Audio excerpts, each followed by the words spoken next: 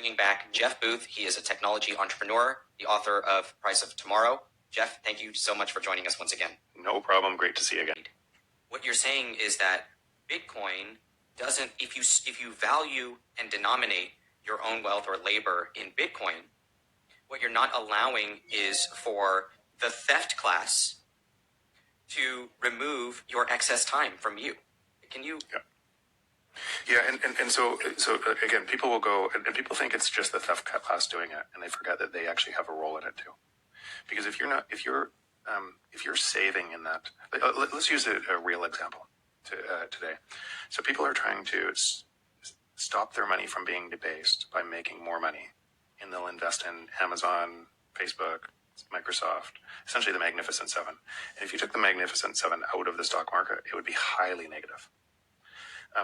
But people think it's positive because and if you just invest those, it's positive. So what are they doing? They're saying, if I hold my money in the bank, I'm going to lose money because money is designed to lose money. So I need to place it somewhere else. I'm going to place it in these companies, or I'm going to place it in my pension fund. That if the pension fund goes broke, then I can't pay my bills when I retire. So the pension fund puts my money in those assets. At the same time, those assets on the consumer side are removing labor to reduce price and give us more.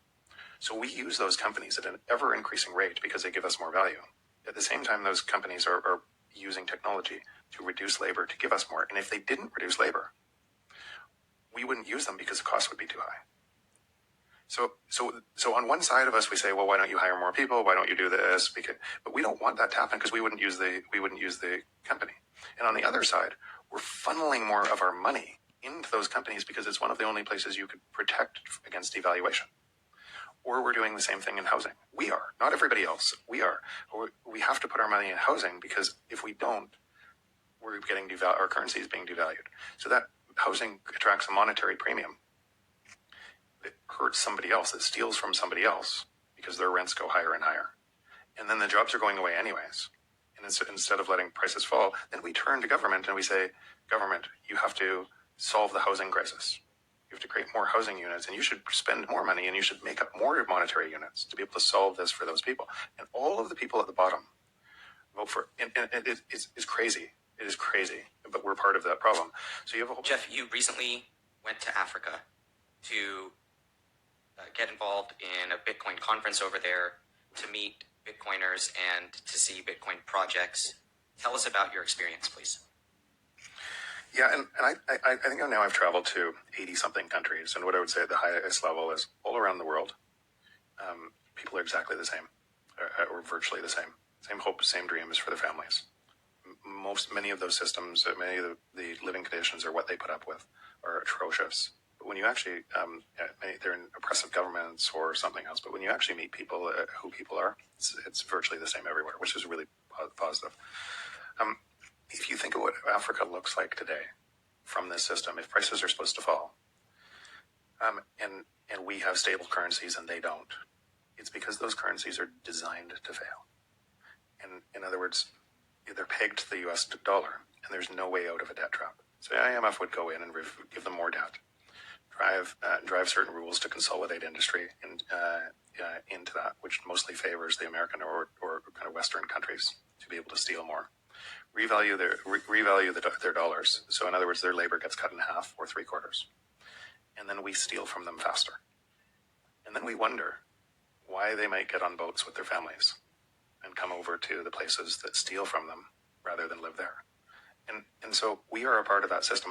Again, it's hard to, if somebody's hearing this for the first time, they won't want to believe it. And one of the things that's so hard about Bitcoin is it forces you down this path to realize that's the world we live in. And that's so our success is designed from their failure.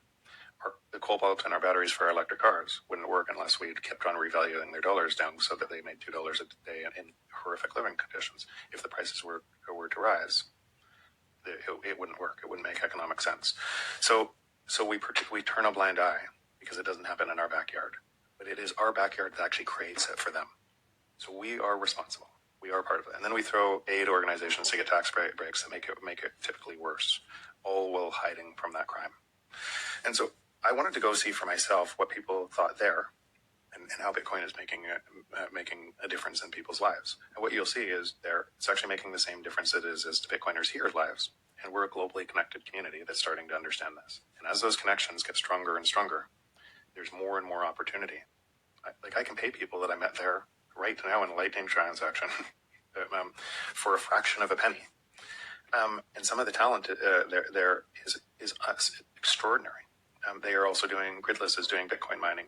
We went and visited Bitcoin mining, and one of the things that happens all over Africa is you have these white elephant projects that were funded by aid organizations putting money, like let's say a dam, and then the dam isn't connected to any of the housing because the cost to connect that is too high. So that they're paying $1 or $1.50 a kilowatt hour for electricity for the people that are, and nobody can afford that. And so Gridless is going in, a Bitcoin miner is going in and essentially mining the same energy at night during the day when it's not in use. And by doing that, and they might be paying 2 cents a kilowatt hour, but it reduces the overall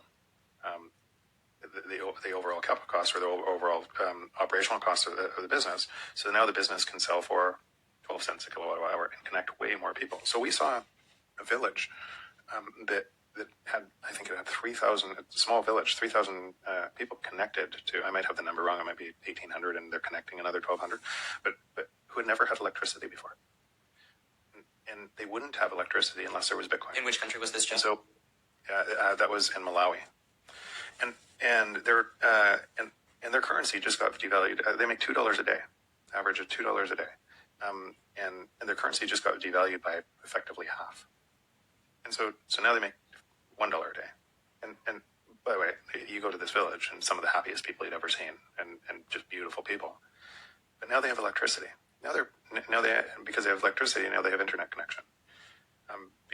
Because of that, now they have health. They have health or medical. They have school for their children. They have so these are big deals. And Bitcoin is driving that because it's ever-ending search for low-cost energy. It's a market incentive to drive this around the world, and the byproduct of that market incentive is you heal